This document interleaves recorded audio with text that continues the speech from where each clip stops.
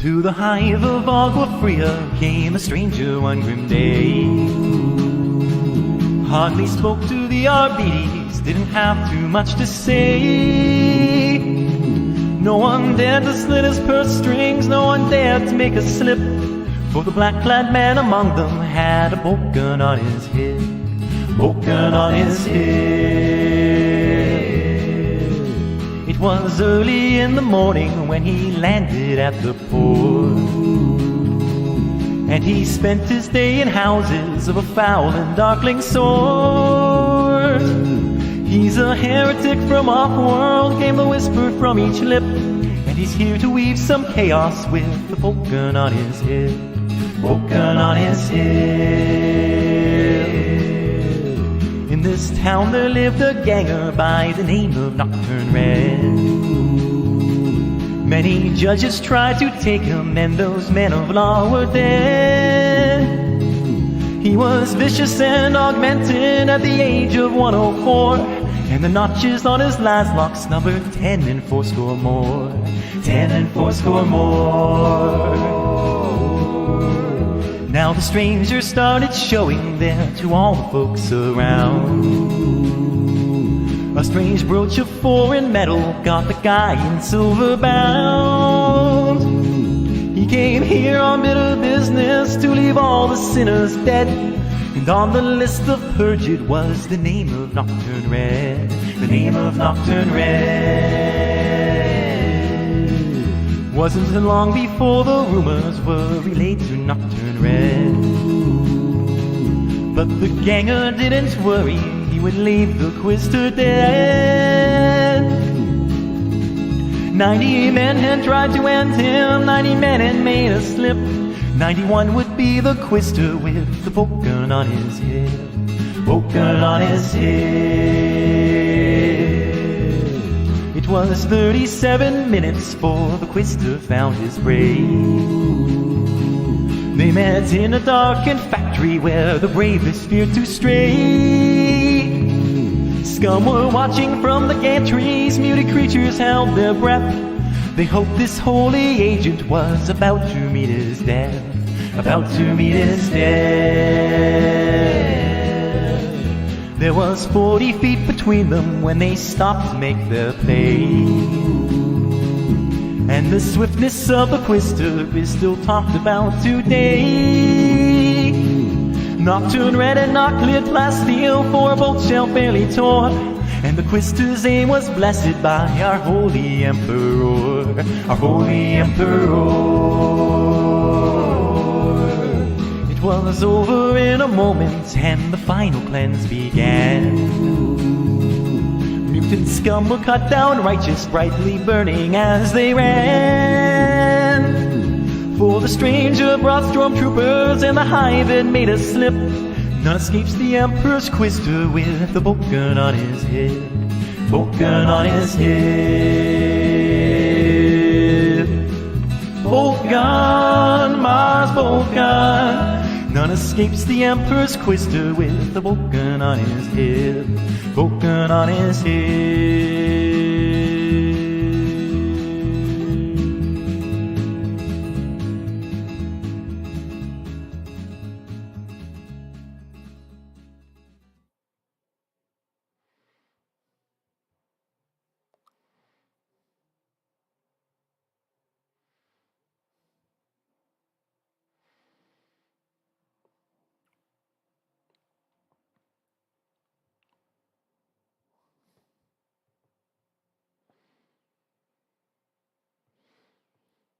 All right, we are live. It is July 30th, and we are live. Yes, hello, everybody. Larsen Halleck here. Welcome to Larsen Live. We opened up with Boltgun by the AnarchistMuffin, which is a parody of Marty Robbins' Big Iron. I'm going to be honest with you. I've never played a full game of Warhammer 40,000, which is what that song is referencing, but I do like the lore. I mean, it is goofy, try-hard nonsense, but I think that's kind of the point. It's sort of tongue-in-cheek and silly. Like, it's so dark and grim that it loops around and becomes kind of funny. Yeah, I had a friend, my friend Will in high school. He played Warhammer 40K, and I don't know, I never saw him play a game either. Seems to me like most of the time he was just painting the stupid little figurines. Anyway, we got some comments here. And Detective 5 says, who draws the title cards you use in your videos? I mean, the one for the streams, I don't use a title card for those. But the title cards that I use in my videos, my logo, well, I drew that myself. Now, admittedly, I did have a little bit of tuning up from a professional artist to kind of digitize and make it look neat. But yeah, I drew it myself. Anyway, let's talk about the news. First of all, oh boy, we're in another recession, hence the title of the stream. Yes, despite all the blatant denials from our glorious elites, we are indeed in another recession. And when I say denial, I mean they're denying the absolute crap out of it. White House Press Secretary Karine Jean-Pierre says it is a clear transition to steady and stable growth. A journalist asked her, we've had 2 consecutive quarters of negative GDP growth. How is that not a recession? That is not the definition of a recession, sir. Listen, sweetie, we've had a decline in GDP for 2 quarters in a row. That is literally the textbook definition of a recession. Or rather, it would be if Wikipedia didn't change the definition of a recession and then lock the page so nobody could dissent this. And last I checked this morning, they've also changed the definition of the term definition. I mean, if you want to be technical, did we ever really leave the 2008 recession? Yeah, that buzzing here, that's the broads texting me. But anyway, we'll talk about that a little later, perhaps. Anyway, yeah, did we even leave the 2008 recession? I mean, the economy has been absolute shite since basically the early 2000s. I mean, I don't think homelessness has decreased ever since then. I don't think underemployment has declined since then either. I don't think the housing market has improved. I don't think that international mega corporations and hostile governments have stopped buying up millions of acres of this formerly great country. I mean, foreign governments literally own the parking meters in this country. You kids don't remember the 90s. I mean, you could argue that the 90s was just, the sort of like the washed up offcasting of the 80s, which I think is true. But hey, it was a time where the economy was good. We still had some semblance of a culture, and gas was less than $1 a gallon. But no, Karine Jean-Pierre, we are not in a recession. Okay, we got some comments here. Ponythroat says, I'm something of an artist myself. Yes, I've gathered. And believe me, when it comes to the arts, I mean, visual arts, I'm not an artist, like, at all. Like, I really can't draw much beyond, like, little, like, kind of caricatures and cartoon guys. I mean, every time I've tried to paint or draw realistically, it's just been a complete disaster. But yeah, a little bit of graphic design I can do, which I force myself to do with great amounts of effort. Ponythroat says Wikipedia is a left-wing vlog. Yeah, a little bit. And that's the thing. Like when people say, like, "Oh, like the fact checkers debunk this," the fact checkers debunk this. Fact checkers are literally like 2 people in an apartment with a cat. That's literally what Snopes is. It's 2, overweight middle-aged people and their pet cat. I don't know if that's like a objective source myself.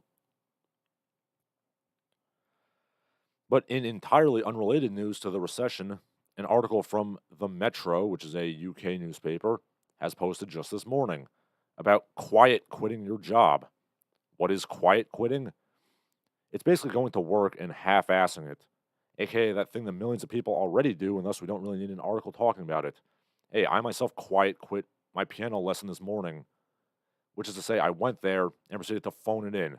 Hey, if the kid's not going to pay an ounce of attention to me and just, turkey slap at the keyboard, why should I really put more than the bare minimum of effort into that? But yes, don't worry about the economy, children. Worry about the monkeypox instead. Or rather, don't. Since while it is spreading more frequently, it still seems to be spread almost entirely by gay bathhouse bumathons. And of course, the situation hasn't changed at all. The gays are still demanding that they not be stigmatized instead of, cooling it with the bathhouse orgies for a little while. Once again, I'd like to point out that you can still have your gay sex parties if you, use condoms.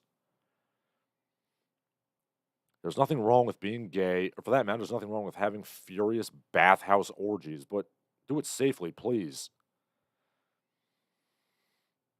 But condoms don't feel as good. Yeah, that's true, but you know what feels even worse? Monkeypox. No, no, once again, we can't do anything that would hurt the delicate feelings of the fruits. Just like with AIDS, where they dragged their heels and did everything possible to impede the CDC's efforts to establish quarantine and control AIDS, they're doing it again. History shows again and again how nature points out the folly of men. Gayzilla. Yes, one of the brain blasts that they've come up with to reduce the stigma instead of, reducing the infection is to rename it to something that's less offensive for whatever reason. I don't know how the term monkeypox is offensive, but whatever. It comes from monkeys, doesn't it? So let me look that up for a brief second here.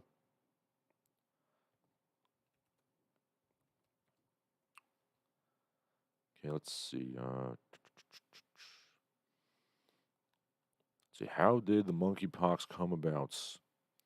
Let's see. Yeah, humans can be infected by an animal via bite or scratch or bushmeat, or you know, contact with bodily fluids. Yeah, it literally does come from monkeys, so I don't see how it's offensive to call monkeypox monkeypox. Yeah, anyway, I'm not really a fan of Tucker Carlson, but I'm not gonna lie. His suggestion to rename it Schlong COVID, I thought it was pretty funny. I'm not gonna lie.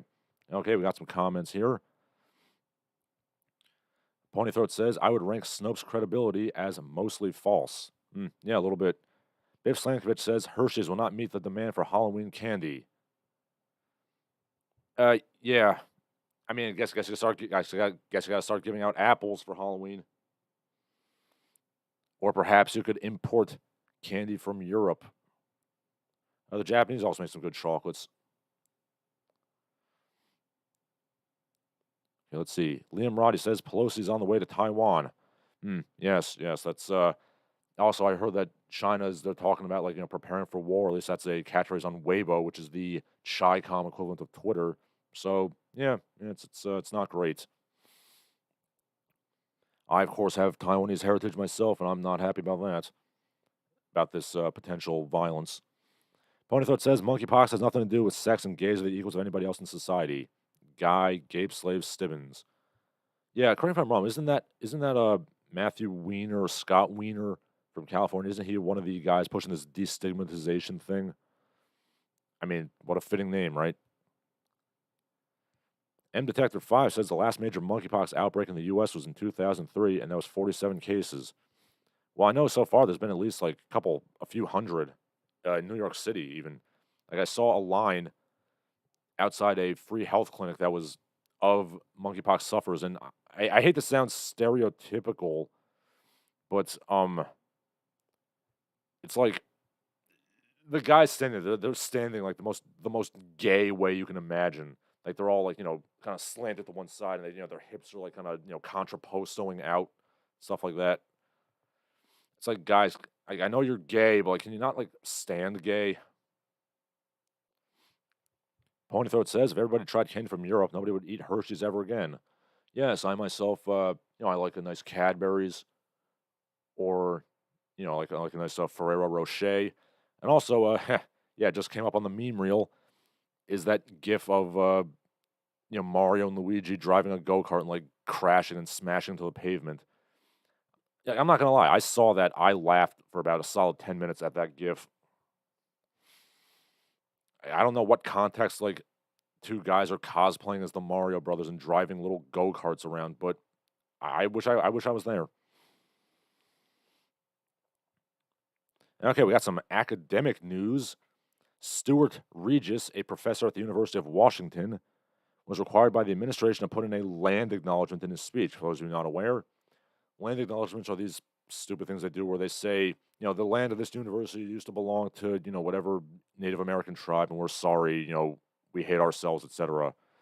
Since it's the University of Washington, it was the Coast Salish and the Muckleshoot peoples. Professor Regis says, and I quote, I acknowledge that by the labor theory of property, the Coast Salish people have no claims to the land currently owned by the university. So here we see a clash between traditional economic, socialism and modern cultural Marxism, whatever you want to call it.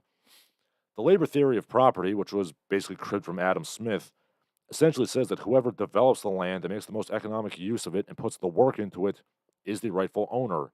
And yeah, that would be white settlers in this case. In contrast, land acknowledgments are basically a reactionary blood and soil idea that whoever was there first has an irremovable claim to the land. You got woke liberals getting behind what is essentially the same blood and soil ideology of the Nazis.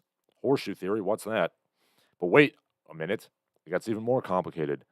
I thought that America was entirely built by black slave labor. So if you look at it from that angle, aren't land acknowledgments taking recognition away from Afro Americans, the true builders of this country? Again, if we go by the labor theory of property and economic development,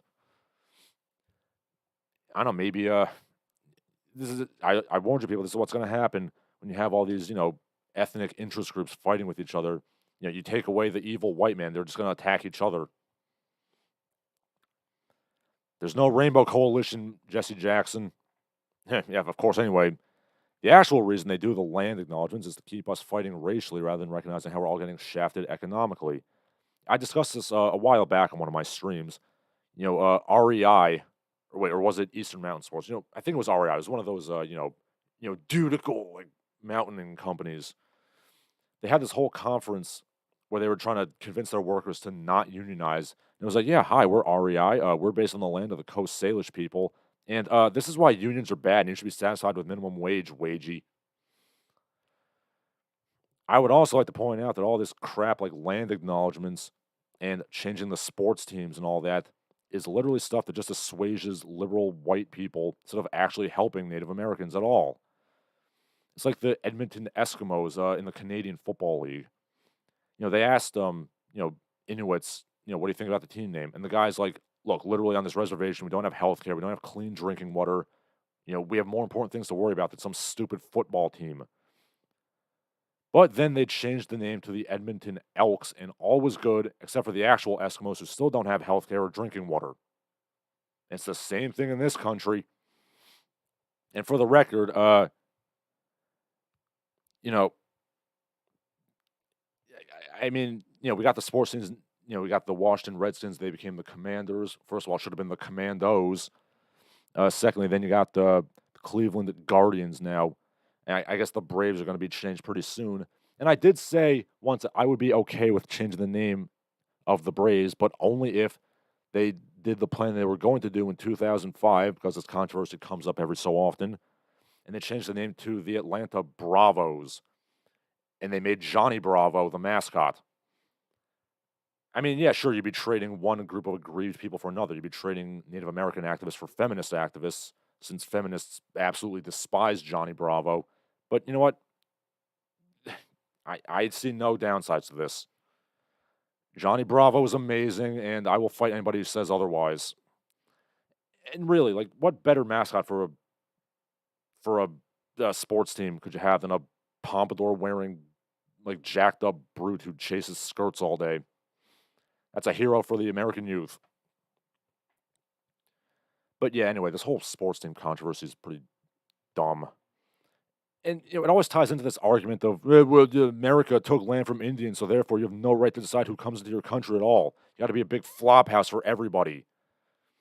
Again, I don't understand like how this is supposed to be beneficial to Native Americans at all. So if white people taking land from Indians is bad, how is inviting hundreds of millions of more people from around the world supposed to help anything? Oh, that's right. The people who say this, they don't actually care about the First Nations or Native Americans or whatever you want to call them at all. They just want to assuage their white liberal guilt and cudgel bad white people over the head. Okay, we got some comments here. Okay, Ponythroat asks, is one of the Mario cosplayers Moviebob? No, if you look at that GIF, the guy cosplaying as Mario is, relatively slim and trim. Moviebob is a giant fatty who's diabetic, because of course he is. Despite the stereotypes, you do have to be relatively slim to be a race car driver. I mean, they do have weight limits. Okay, Ponythroat says the Muckshoot tribe sounds like they would have the monkeypox. It's the Muckleshoot, sir. Okay.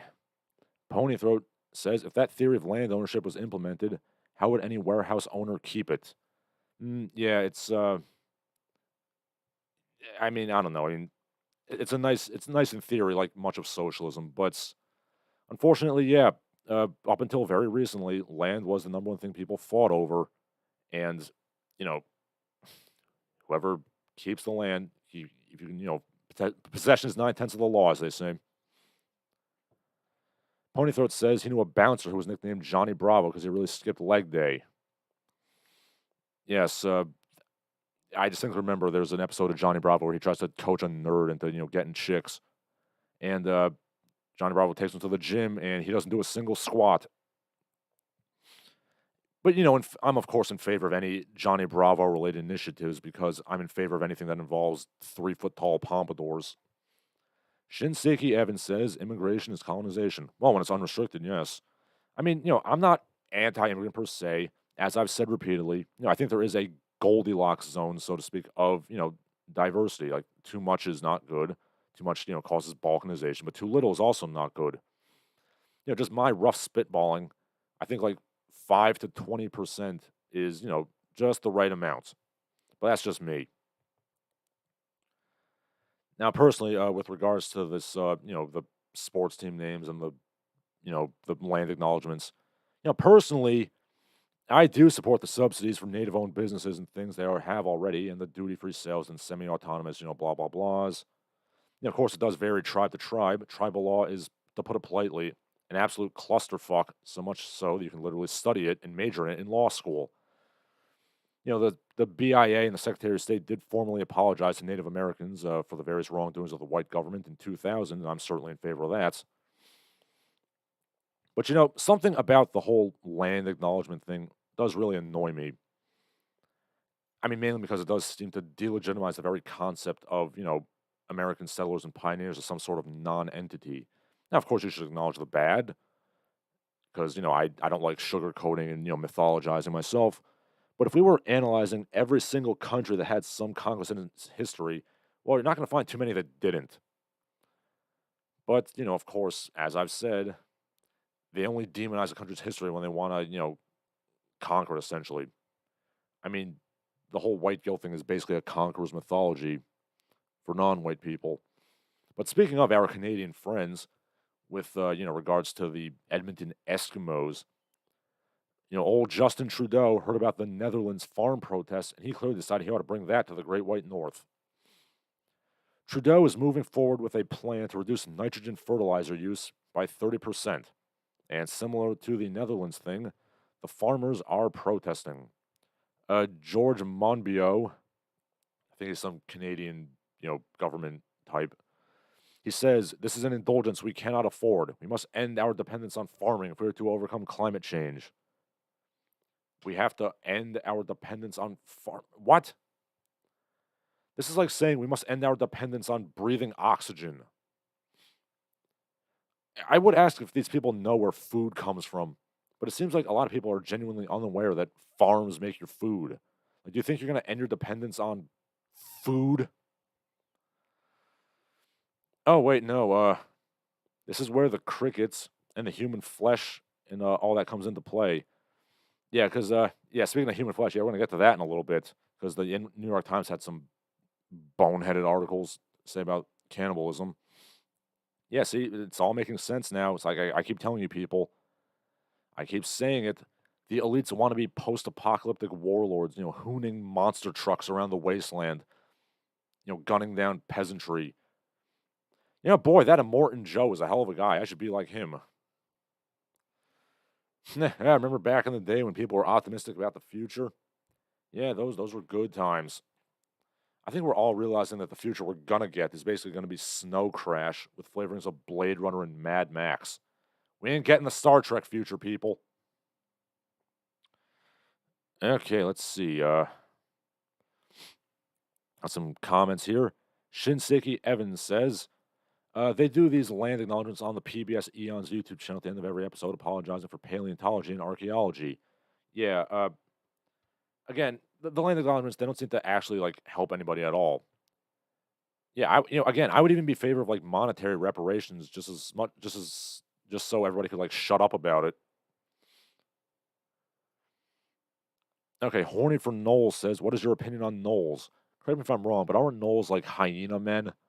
Yeah, I don't care for hyenas myself.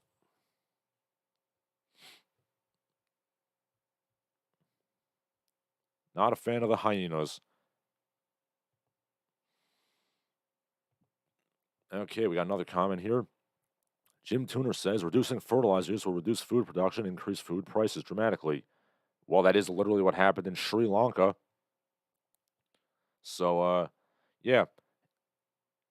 Again, Justin Trudeau. I mean, I know you like to cosplay as a Bollywood dancing machine and you know wear brown face and stuff. So, but please, like, maybe you could like pay attention to the news coming out of the subcontinent, see what's going on in Sri Lanka. I mean, they literally like stormed the presidential palace and like they're burning down like government ministers' houses and stuff. Do you want that in Canada, sir? This is what happens when you elect a goddamn drama teacher as your president.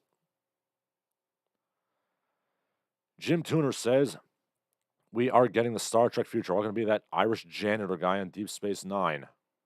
I have not seen as much of Deep Space Nine as I should have. I mean, I know it's basically the rifleman in space. So you're going to have to clarify what you mean by that there. Okay, Ponythroat says, "Communists attacking the food supply. Who would have thought?" Well, yeah, I mean, that's true. You got to, if you starve the kulaks, it means you don't have to waste money on shooting them. Alternatively, you could just pickaxe them to death like the Khmer Rouge did. Okay, Captain Day After Day says, "Don't you know food comes from the store? Just go to the store and there will be food. Derp." Yeah, I do think people honestly really do think that food just magically generates in a store.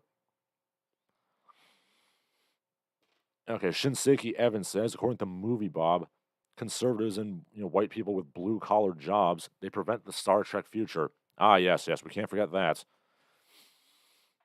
The people who like fix machines and grow food, they're the ones holding back the superior future. Moviebob, of course, thinks that we can just make like rotating building farms and just create food out of thin air.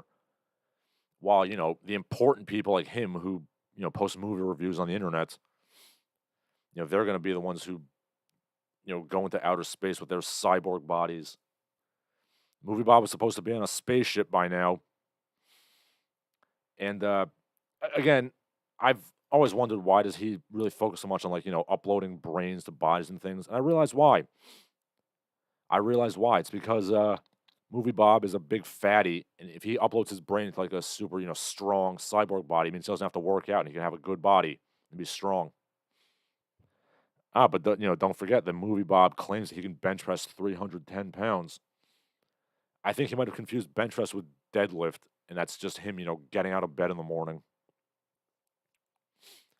Okay, Horny for Knowles says, "Imagine being a peasant farmer village. Know that your daughter's lives only last as long as their mediocre holes can prevent gnolls from coming after they don't hang from trees. Hot." Do the gnolls rape women, or are they just like marauders? I gotta look this up. Let's see.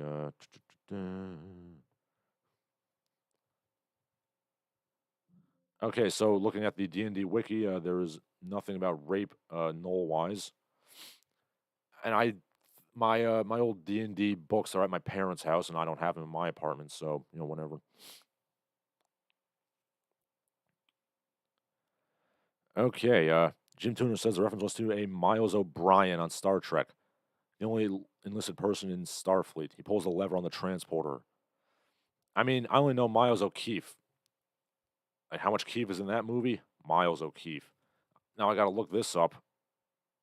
Okay, we got Miles O'Brien. Got Captain Sisko. Okay, yes, that is a very, very Irish-looking person. Okay, Miles O'Brien. He's a chief petty officer, so basically he's like a sergeant. I mean, I don't think it's just a janitor. I mean, I'm sure he does like do janitorial duties, since I think everybody on a ship has to swab the decks sometimes. But yes, he's a sergeant, sir. And Dwight D. Eisenhower said, the sergeant is the military. C-Punk Messiah says, Moviebob is an Untermensch. Yes, yes, he is. M Detector 5 says, judging from his views, I think Moviebob is overcompensating for something. Not sure what. I mean, I'm going to assume it's him overcompensating for, being... I mean, reading his book, he got bullied a lot in school, and like many, bullied nerds. And yeah, I will admit that myself was in this when I was younger. He felt a lot of resentment towards his his abusers, his oppressors, and he was like, I'm gonna get back at them. But he never really did. He never really did anything beyond making crappy movie reviews on YouTube. And he still feels like he feels like that kind of earned him the superior future. Now, whereas me, I, lived my life well, and that's the life a life well lived is the best revenge. So I really don't have any resentment of the shit heels I went to school with anymore. Okay, Horny for Noel says they would not put that in D&D officially because Wizards of the Coast are effeminate cucks. Yes, we need rape in our fantasy role-playing games. Sir, you can go play Fatal or Farog if you want that. Ponythroat says, Moviebob squats 400 pounds whenever he gets up. I literally made that joke, but it's always worth repeating. Captain Day After Day says Moviebob would be on that second spaceship from The Simpsons alongside Tom Arnold and Pauly Shore. I mean, would Moviebob even count as a B-grade celebrity? I mean, I think they would just leave him on Earth as it, destroyed itself. Ponythroat says, Moviebob wants his mind, which would fit into a floppy disk, uploaded into a solid tungsten armored body, because that would still be a weight loss. Yes, it would. I mean, Moviebob is basically Chris Chan with, a one standard deviation IQ higher. And speaking of Chris Chan, we'll get to that in a little bit, but gotta move on.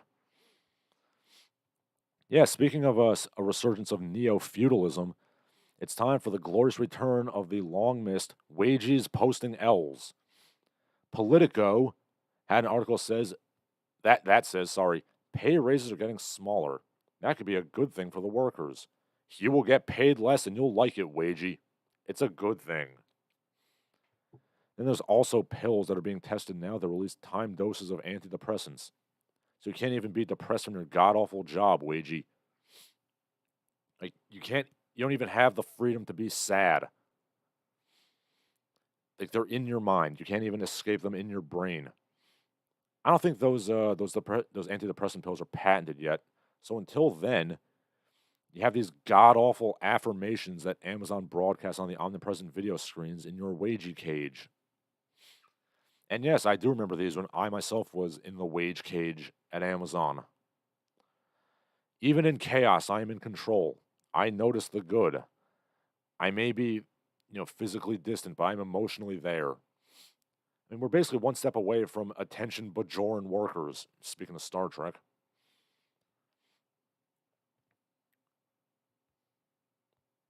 Okay, let's see. Shin Seiki Evan says that some well-meaning adult told young Moviebob he was smart to try and make him feel better, and started his Dunning-Kruger syndrome.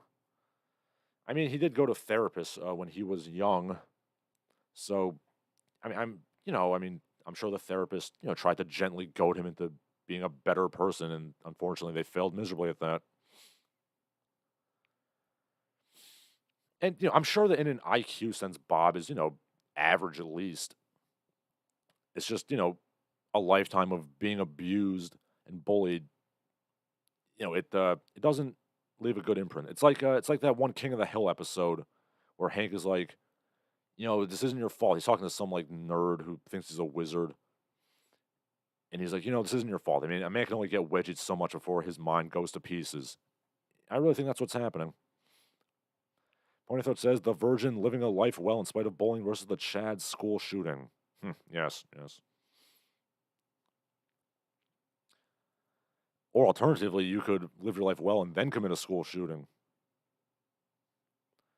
Okay, Captain Day After Day says Politico is going out of business. They'll be great by their own reasoning. Yeah. Hey, learn to code, journalists?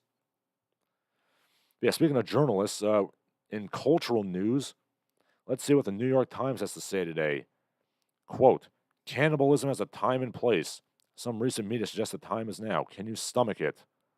Well, it's glad to see that Army Hammer's getting a nice job after his movie career kind of dried up. But gee, when I posit the idea that Michael Rockefeller got eaten by cannibals in New Guinea, the anthropology community absolutely loses their mind about what an evil white imperialist and stereotyper I am. When you suggest that cannibalism might be cool in like an aesthetic, ascetic, I should say, sort of theoretical realm, well, that's cool, apparently. Oh, and apparently there's a plant based burger that won an award that tastes like human flesh. As you all know, one of my main political tenets is essentially get off my lawn. Let people do what they want as long as they're not bothering other people. But this quite clearly is going to hurt people, so I can't say I approve. How would you be getting this human flesh, might I ask? I mean, are many people going to be volunteering to be eaten? Are you going to be harvesting death row inmates or people killed in violent crimes from the morgue? Or are you going to be just growing flesh pits of artificial human flesh, like literally like Shang Tsung from Mortal Kombat, creating mutants and monsters in his flesh pits? I see this going very wrong very quickly. So can we please pretend to be a civilized nation and like not do this? Okay, let's see. C-Punk Messiah says, so I stumbled upon an interesting concerning Frank Dukes and the Kumite. There was a martial arts tournament in Kowloon, but it was just a disappointing Sancho tournament. Huh. I mean, I wasn't aware the Frank Dukes did any real competitions, but why don't you post it in the, I think you can post it in the chat. Or if not, you can post it in the comments. Yeah, I would definitely view that. This coming week, the 5th of Friday, I'm taking my second exam, and if I pass that, then I can officially start making videos again, or at least until the school year starts, because I got to do lesson plans and all that crap. But yeah, I mean, I do want to make videos. I don't just want to do live streams. But I have a real job, and not gonna brag, but I'm gonna be making some serious bank. Once my full certification comes in, I'll be making it rain.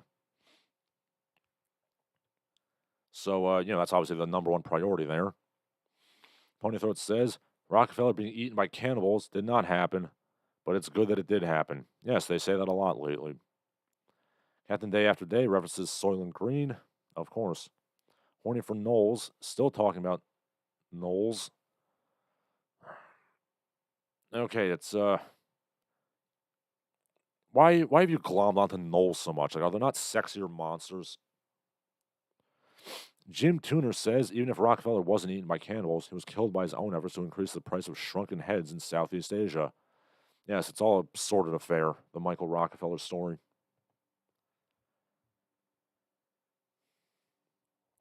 Oh, and speaking of quote-unquote colonialism, the housing crisis in America has led to more than 1 million Americans taking up residency, temporarily at least, in Mexico, and the locals are not at all happy about it. Oh my God, they're transforming the racial dynamics in the neighborhoods. They don't speak the language or anything. Yeah, wow. Can you imagine what that's like? Wow. Wow. I'd also like to point out that the southern border of Mexico is heavily militarized because they don't want a bunch of, Nicaraguans and Guatemalans and Hondurans running across their border. Now, why doesn't Mexico understand that diversity is their strength and they are a propositional nation? And besides, they built themselves on conquering innocent, noble savages, so therefore you don't really deserve to exist anyway. Why don't they understand that?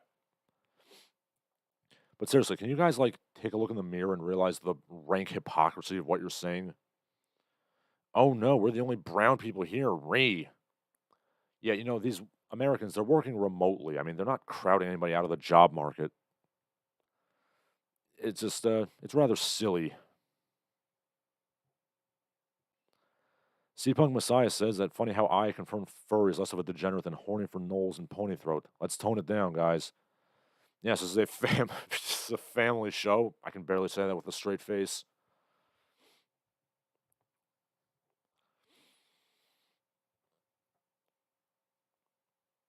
But I'm curious as to what the end result of this whole America, Mexico thing is going to be. I mean, obviously, I think there's way more illegal immigrants from Mexico to America than the other way around. I mean, first of all, I don't think the people from America are illegal. I mean, I think they have green cards, whatever the equivalent is,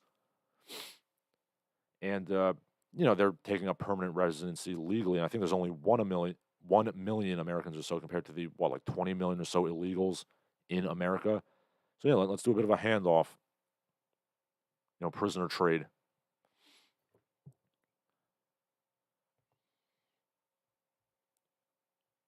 Ponythroat says, I bet we are the audience that Larsen always envisioned.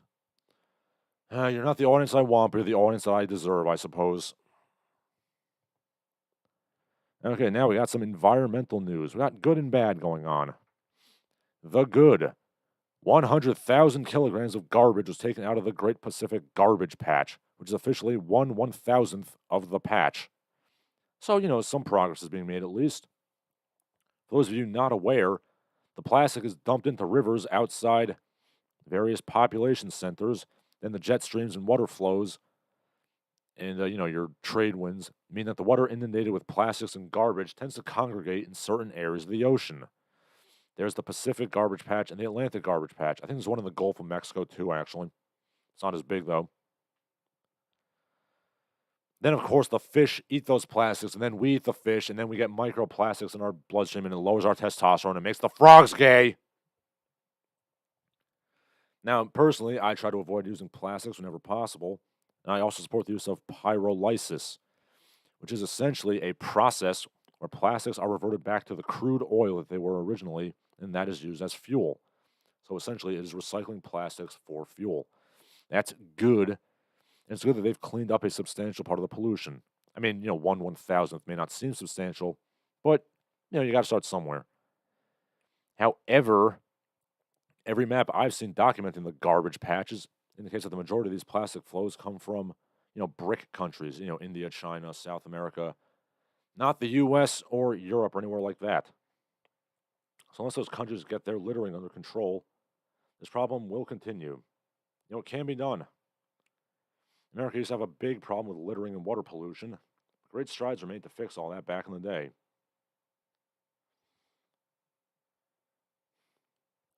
Then there's some environmental stupidity going on as well. So we got the good and the bad.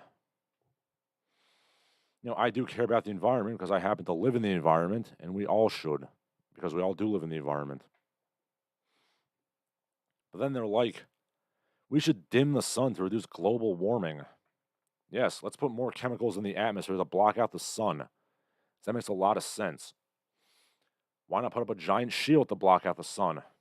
Yeah, when you have the same brilliant plan as like Mr. Burns, the villain of the first My Little Pony cartoon, and Kane from Legacy of Kane as its antecedents, you should realize your idea is stupid. Also, they're going to do this with stratospheric aerosol injections, just pumping crap into the atmosphere to block out the sun. My God, the chemtrails. Alex Jones was right all along. Sarcasm, Susan. Sarcasm.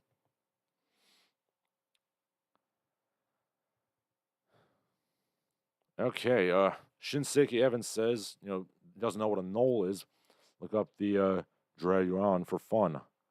I don't know what that is. A knoll is essentially an anthropomorphic hyena. Yes, thank you. I explained that earlier. Okay, let's see. Let's see what that is. The Drayuan, or the Kakuen in Japanese, it is a mythological creature. It's a sort of monkey man who kidnap and rape women. Well, that's wonderful. Yeah, there's way too much talk of monster rape going on in this chat. Okay, Ponythroat says 100,000 kilograms removed from the Pacific Garbage Patch, a.k.a. your mom. Yeah, good one. Okay, Captain Day After Day says Highlander 2. Oh, yes, we can't forget that crap fest. Yeah, any people who block out the sun, they're not good people. Why would you come up with this idea? This is what I've always said with regards to the environment. Reduce the pollution as much as possible without totally hampering the economy. Clean up the waters, reduce plastic use, recycle as much as possible, make things as clean as possible without reducing us to a state of medieval peasantry. And if global warming still exists, well, I guess it's natural then and non anthropogenic, so just knuckle down and deal with it. Give me 1 second, I gotta get some water.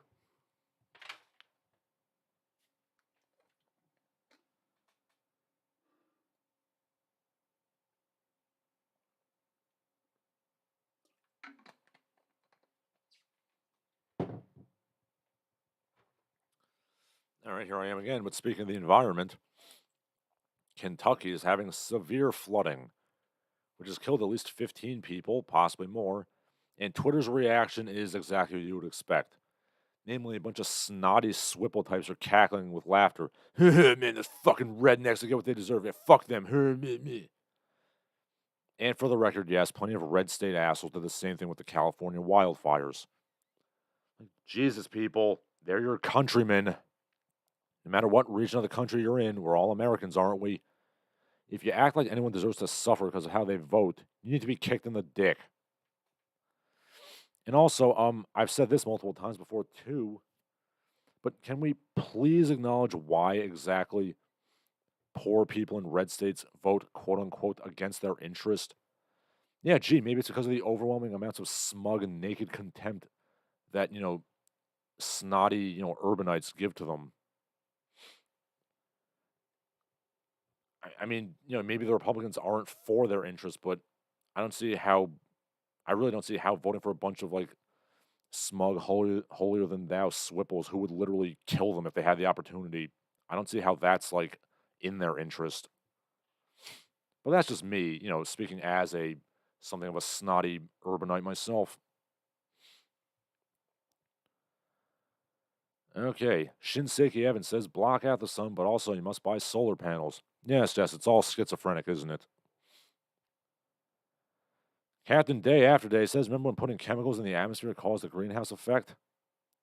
The precursor to global warming? I remember. Yes, apparently putting chemicals in the atmosphere is good now.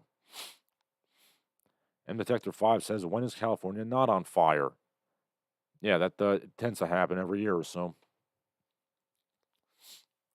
Yamaguchi Gumi in Japan. Wait, sorry, you mean the state. I thought you meant like the Yakuza family. They're supposedly being attacked by organized monkey gangs. Also claim they're stealing babies. It's so 2022. Yes, C-Punk Messiah. It's all left wings, right wings, and chicken wings. Okay, Horny for Knowles is still prattling on about his weirdo Dungeons and Dragons sex fantasies. But yeah, now we come to some big news. I was originally going to consider it as cultural news, but I think this extends far beyond cultural news because I legitimately think this will be it'll be something in the realms of academia and the legal system. And what is that news? Remember how I mentioned Chris Chan not too long ago? Chris Chan, Christine Weston Chandler, formerly Christian Weston Chandler, formerly Christopher, but he changed his name due to some animatronic bears. Anyway, yeah, he's going to trial. He's going to felony trial for that unpleasantness involving his mother. And I reiterate that I do legitimately think this is going to be groundbreaking. Somebody will write a psychiatry PhD thesis on this someday. Please, for the love of God, somebody televise this entire trial. Like, please, I want to see Chris Chan throwing a temper tantrum demanding that, Punchy Sonichu take the stand. This is the trial of the century right here. Screw OJ, screw Johnny Depp, anything like that. Chris Chan, this is the trial of the century. I mean, can you imagine if Chris takes the stand and just starts rambling on about the troll farms and the pickle man for 30 minutes before crashing into slumber? Yes, I did invest a lot of my teenage years investing into this nonsense. Why do you ask? The judge tries to uphold him in contempt of court, and Chris starts kamehamehaing everybody. Okay. Ponythroat says, got some comments here. White Americans are also being attacked by organized monkey gangs. Yes, elderly Asian people as well. Okay, C Punk Messiah says, have you considered making a Discord server? No, I have not. What would that do for me, sir? I mean, I don't really play games that often, so isn't that more for like games and streaming and stuff? Captain Day After Day says that sun thing is literally a side joke from a Spoonie review. Yeah, I remember the review of Highlander 2. Aha, we finally conquered the horrible, life-giving sun. God damn, like what happened to Spoonie? I mean, I keep hearing like rumblings that he might be like, not being a total, degenerate loser, might be coming back to do videos, but I don't know. I just don't think he has a heart for it anymore. Ponythroat says, is it illegal to wear a pickle suit to jury duty in Virginia? It probably is. I mean, if my cousin Vinny taught me anything, Southern judges will force you to wear proper suits. Jim Tuner says Ethan Ralph will probably televise the whole trial. Yeah, I don't. I mean, Ethan Ralph's basically like a slightly more successful Christian himself. So I don't know why he thinks there's any business to make fun of Christian. Ponythroat says, feels like this chat is just weird fetish talk and racism. Well, when is this chat ever not that?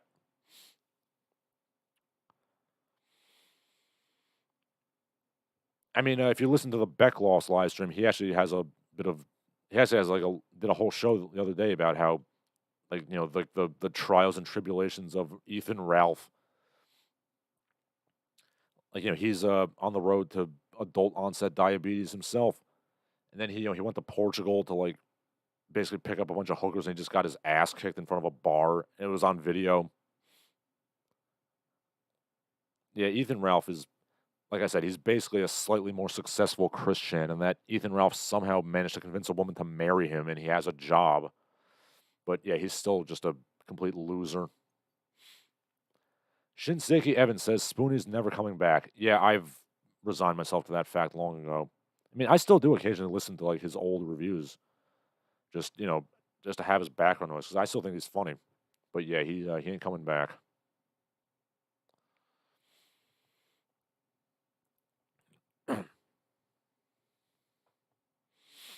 I would like to remind everybody, again, going back to Christian, that the formerly known as Christian, currently Christine, he's going to trial because he sexually assaulted his dementia-addled mother.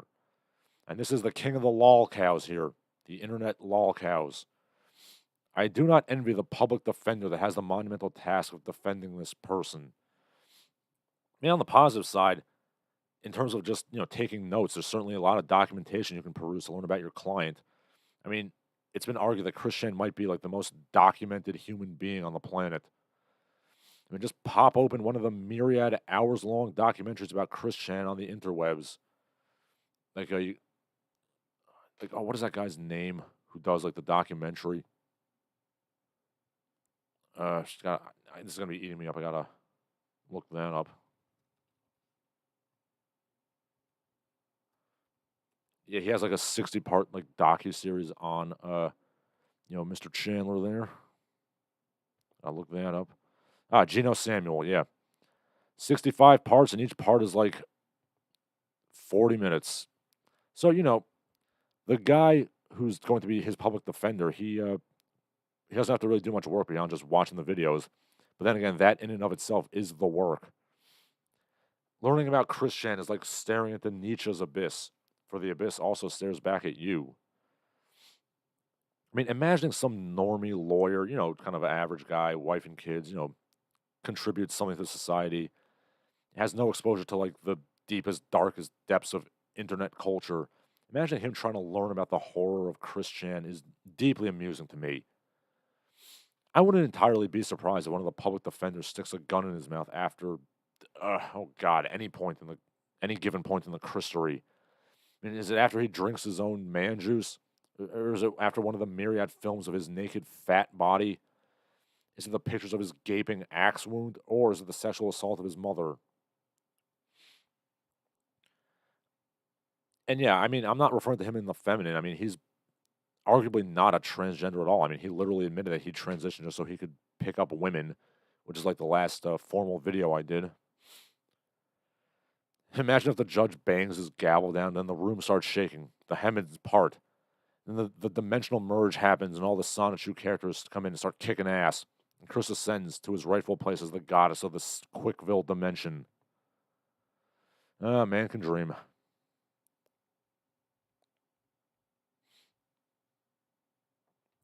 Okay, Captain Day After Day says Ken Burns. It's not, no, it's Geno Samuel. I mean, Ken Burns might do a proper documentary on Chris Chan later on, and I'd be happy to play Ashokan Farewell for that documentary, which I teach one of my music students on the violin. Okay, Ponythroat says CWC is not the most documented person in history. That would be a man with severe OCD who wrote a diary entry every 30 minutes for like 40 years. I mean, unless you can point to me who that person is, I'm going to have to say Chris Chan is the most documented person in history. I mean, you go to the Sonichu wiki, which I'm going to just kind of peruse right now. I mean, literally, like year by year, month by month, like every day of his life is, somewhat documented.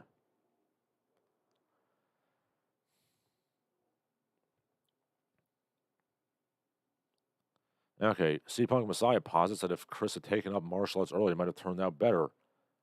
But then again, Jim Tuner says he probably would have taken up by Ashita Kim and become a member of the Black Dragon Fighting Society.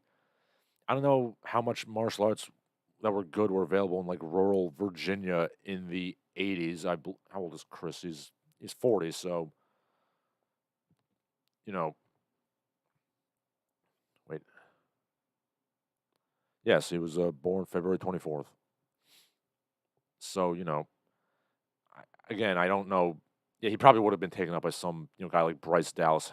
Bryce Dallas. I almost said Bryce Dallas Howard. Or Ashita Kim, one of these hacks.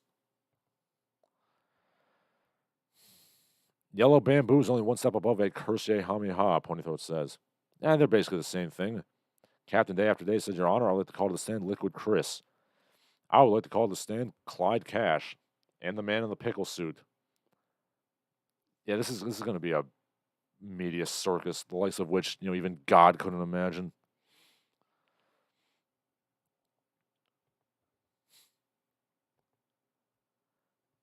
Again, like I'm not joking when I say, not just one person, like multiple people will be writing, PhD psychiatry theses on Chris Chan in the future.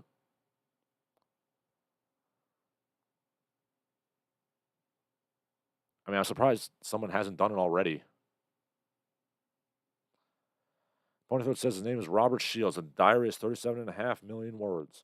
Well, I don't know. I mean, I don't know if there's a way you can like quantify how many words are in the Sonichu wiki. I mean, I don't really know how I would do that off the top of my head, but I'd wager that there's probably somewhere close to that on that wiki, and like like the fan websites and the fan commercials and the fan fiction. I would wager that probably there's been 37 million words written about Chris. Personally, I would wager that. Yes, but now we come to some pop culture news. And, we'll probably come back to Chris Chan at some point. But yeah, She-Hulk Attorney at Law, a new MCU show. I saw the trailer for it, and it just says she's the bestest, most perfect Yas Queen ever. And she's way better than Dude Hulk. That's what the trailer tells us. Yeah, no, I actually like the She-Hulk comics. But I'm not going to be into the show, to be quite honest. I mean, the comics are meant to be sort of tongue-in-cheek. It's legal shenanigans and wackiness revolving around an Amazonian green sex pot. She's supposed to be fun and flirty and sexy, and I don't quite get that vibe from it. And they're worried about this show flopping already, because just like the Kamala Khan Miss Marvel show, because director Jessica Gao is promising lots of cameos. Hey, look, kids, here's the characters you actually do like, and they're just going to show up randomly. Watch my crappy show, please. Yeah, don't make the show stand on its own merits or anything. Just promise a bunch of other characters showing up. Diminishing returns have been happening for quite a while now with the MCU. I think it's all hitting the skids. At least I'm not drawing She-Hulk in the comics like a big green butch lesbian anymore. Yeah, I said it. Who does this appeal to visually? Oh no, her original design was like sexy, thus it's sexist. We gotta make it as unappealing as possible. That's how we get the equity. I've said it before and I'll say it again.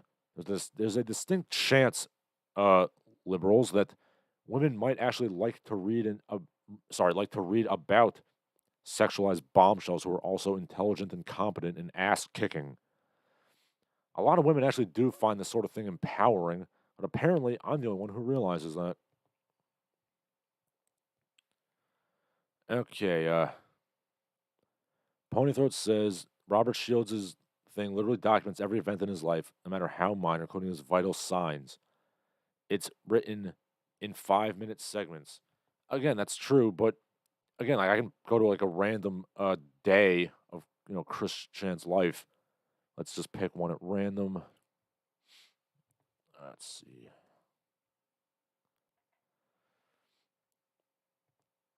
Yeah, I can go to Chris Chan's web, the Sancho Wiki. It's like February 11th, and it's broken down by hours of the crap he was doing. Yeah, like month by month, day by day. There's emails, there's like timestamps. Again, I think if you added up all that information, he would beat Robert Shields even.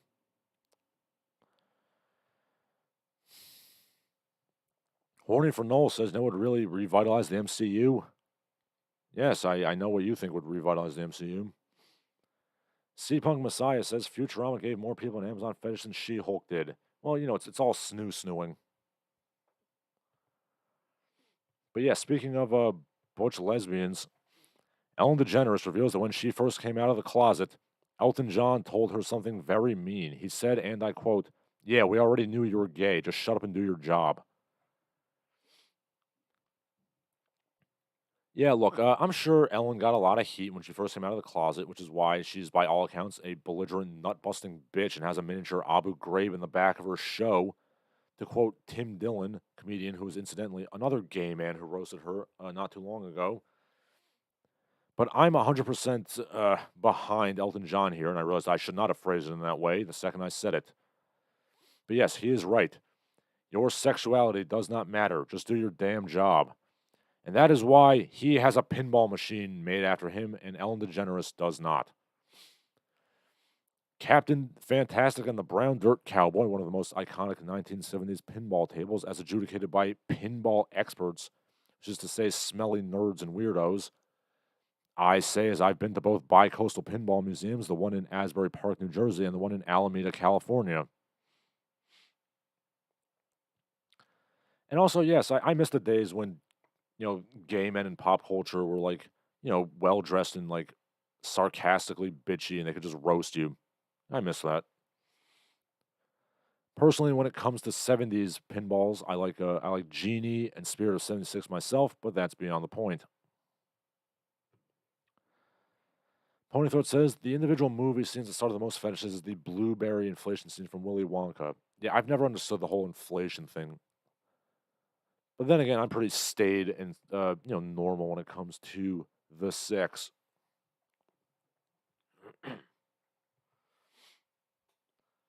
In professional wrestling news, Vince McMahon has officially retired due to all the unpleasantness that's been occurring in the past few weeks, like the sex scandals and what have you. Son-in-law Triple H is becoming head of WWF Creative, and yeah, I said F. I refuse to say E. We've established this. But yeah, H taking the reins might be a bit of an improvement. Can't be worse than old Kevin Dunn, Mr. Beaver Teeth. But will professional wrestling go through another boom period? We shall have to see. My money's on no. For wrestling to enter another boom period, you got to tap into a specific zeitgeist. And do we even have a zeitgeist anymore? I mean, certainly not one conducive to stage fisticuffs. The three boom periods for wrestling were the 50s, the 80s, and the late 90s. As we know, the first one was honestly because they just needed cheap programming to fill up the hours. And hey, for the Doom On Network, wrestling was the only programming that was cheaper than Captain Video. Now, the 80s was a time of free-flowing cocaine and steroids, which, again, were basically legal up until the 90s. Steroids, not cocaine. And obviously, that taps right into the wrestling.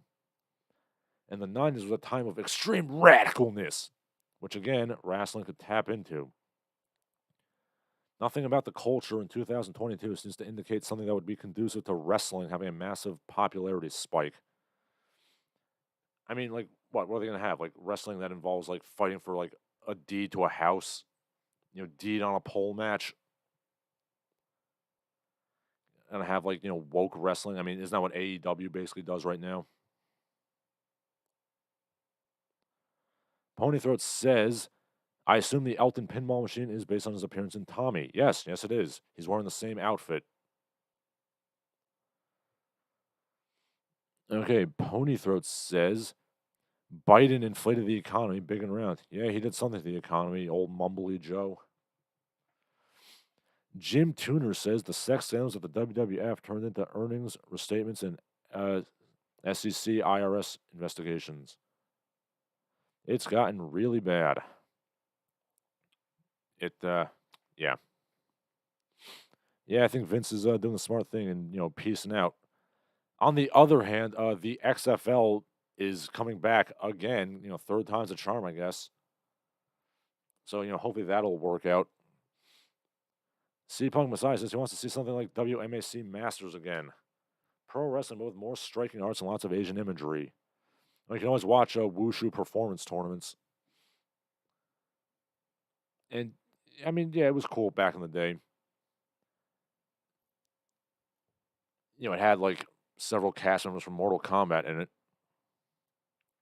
Warning for Noel says, do you think society needs more Knoll immigration?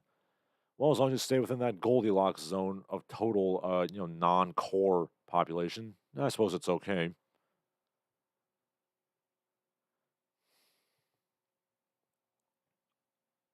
And finally, in stupid news, water parks are allegedly fatphobic, and I thank Infinite Elge Intensity for turning me on to this one.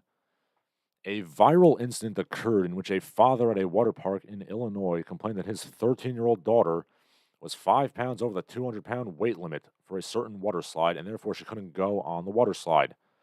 I have a question. Why is a 13-year-old girl 205 pounds? I'm a 31-year-old man, and I'm 185. That's with me not even watching what I eat. If I need to, I can cut down to 175, which I don't care to do because it's miserable. I mean, a teenage girl should not be 205 pounds. I mean, no woman in general should be more than 200, to be quite honest. And for God's sakes, like the tallest woman in the world is, what is her name? She used to be a wrestler. She actually added me once on Twitter long ago. Yeah, I mean, she was like 215. She was like 6'9". Yeah, I'm sorry, no woman should be more than 200 pounds. The ride has a very clear weight limit on a sign. It says 200 pounds. The young lady got up to the entrance, and the lifeguard was like, woman, get on the scale. Oh, you're 5 pounds over? Please leave. Yeah, I don't see what's wrong here. I mean, the father's like, oh, she wanted to go on the ride, and he's all sad, and she's crying, blue, blue, blue. Yeah, sir, you realize that weight limits exist on rides for a reason, right? It's a safety issue. People can quite easily die on amusement park rides if things go wrong. And yeah, I'll say it. If you allow your teenage daughter to be the same weight as a men's light heavyweight boxer, you have failed as a parent.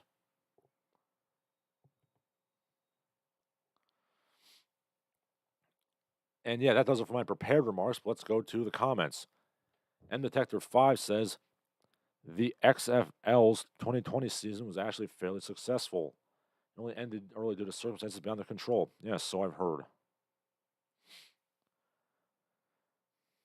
Jim Tuner says, wrestling is always driven by generational stars appearing. You only got a Hulk Hogan or a Rock or a Stone Cold Steve Austin once in a great while. Yeah, even in the 50s, you had like Gorgeous George and, Bruno Sammartino and guys like that. But I mean, yeah, who's going to be filling those shoes nowadays? Ponythroat and Horny for Knowles are talking about, Knowles, of course. Knoll immigration would increase the amount of rape significantly, but you could say that about regular immigration as well, in some cases, yes. Okay, C-Punk Messiah says, don't you think the classic badass archetype of the rip sleeve karateka has been lost? Yes, I do think so. I mean, don't they have that karate combat now? So maybe it'll come back. Okay, Captain Day After Day says John Panette tackled the water park crisis early in his career. Yes, he did, and so did Homer Simpson, for that matter.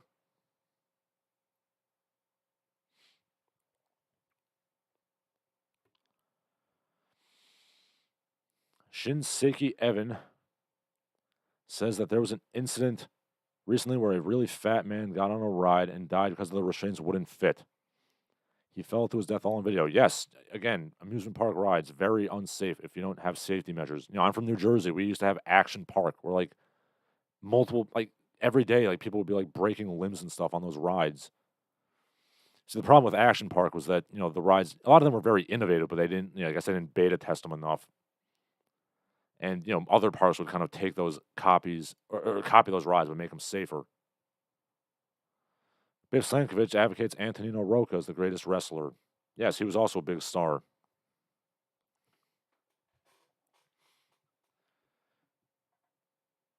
Again, some people are kind of making the point that, like, wrestling nowadays, it's like all these little, Twinkie guys, like, backflipping around. None of them look like they could, fight anybody. And I think that's part of the problem. I hate to be like Vince McMahon and say, "Oh, everyone's got to get on those steroids."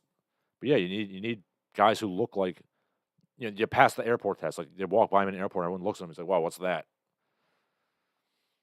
Okay, Jim Tuner says the classic badass karateka archetype was destroyed by the UFC, exposing those guys as clowns. Well, again, there have been, for traditional martial arts, like, there have been guys who, utilize them successfully in the UFC, but you got to modify them. Like, there's been successful karate guys, there's been successful kung fu guys.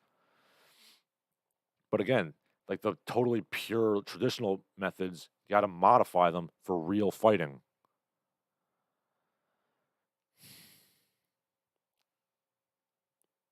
Okay, Jim Tuner says, big amusement park scandal this week was the Sesame Place thing, where characters in suits didn't love the black children enough. Yes, there was an incident where a character in a suit was accused of ignoring, two black children. It was a big scandal, apparently.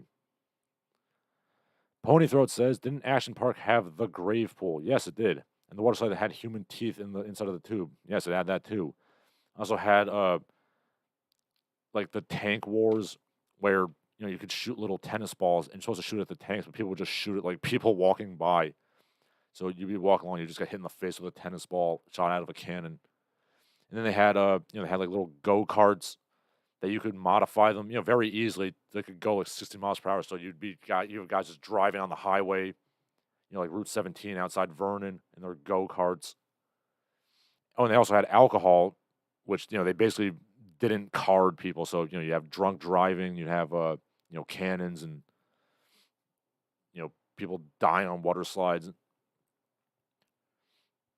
And, yeah, some of the, like the swimming areas, they had the boat ride, which, you could ride little, like, jet skis around, which would be cool, except for the fact that the water that was in wasn't filtered. So there'd be, like, snakes and, like, frogs and turtles in it. Yeah, I was a little too young to experience Action Park, but I mean, I know it's back now. It's not as insane as it used to be. Ponythroat says Action Park was like a park you can make in Roller Coaster Tycoon. Yes, the ride never ends. C-Punk Messiah asked if I ever checked out Jesse Camp's content. Yeah, I've seen some of his stuff. He's pretty cool.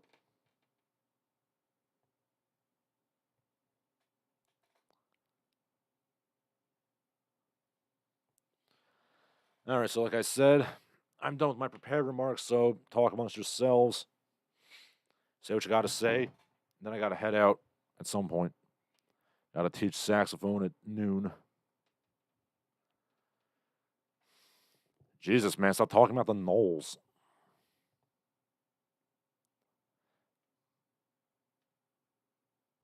Are you, sir? You're going to get a timeout. There we go. Jim Tuner says Action Park was so New Jersey. It perfectly represented the state. Yes, it did.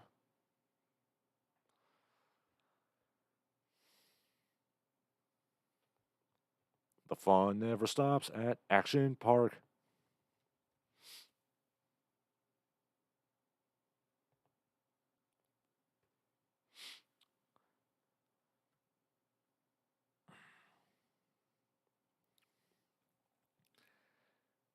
Yeah, so what happened there was that the guy who owned the park was like a super staunch libertarian type. Yeah, I'm reading the Wikipedia article. And he was like, yo, you don't need those regulations. Well, here's the thing. Like, you got to this is why I can't really get behind libertarianism 100%. Because, in theory, I think it's great. But in practice, you need safety regulations. Sorry if that makes me sound like a cuck or whatever. But, yeah, I don't want to die when I go to a, amusement park. Arson Howard does not like the null sexuals. No, I do not, sir. Jim Tuner says, do I still follow UFC? I'm not super into following just because in principle I don't do that with any sport. But yeah, I do watch it sometimes.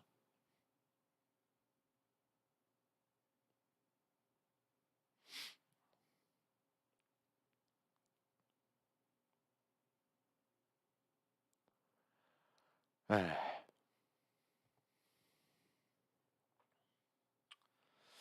right, I'm going to give you people another minute or so to say what you got to say. Then I'm heading out.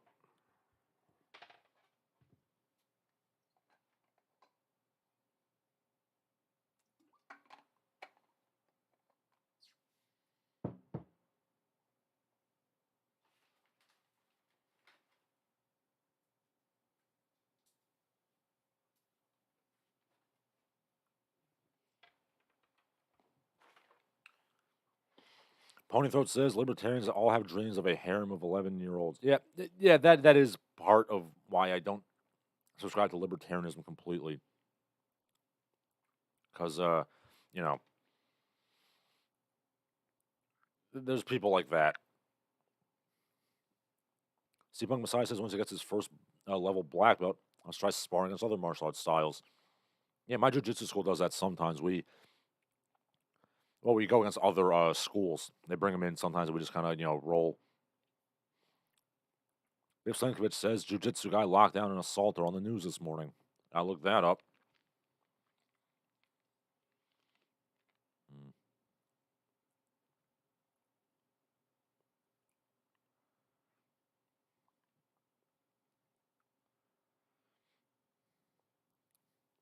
Not seeing it on either of the mixed martial arts sites that I read. But maybe it's breaking news. Maybe it'll be there tomorrow. Yeah, he was a black belt in jiu-jitsu from the Philippines. That's great.